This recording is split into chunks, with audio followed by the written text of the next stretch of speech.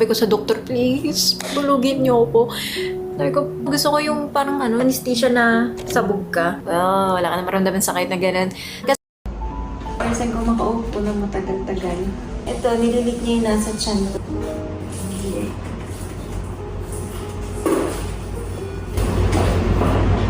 Shit, first time. Ganito kami matutulog dahil mababa daw yung calcium ko. So, may 12 hours na machine and may tinid. Hindi ko alam kung ano yan. Ngayon, I'm still recovering. Hindi pa 100%. Pero masarap. Ito lang sa TikTok, ma-addict kayo.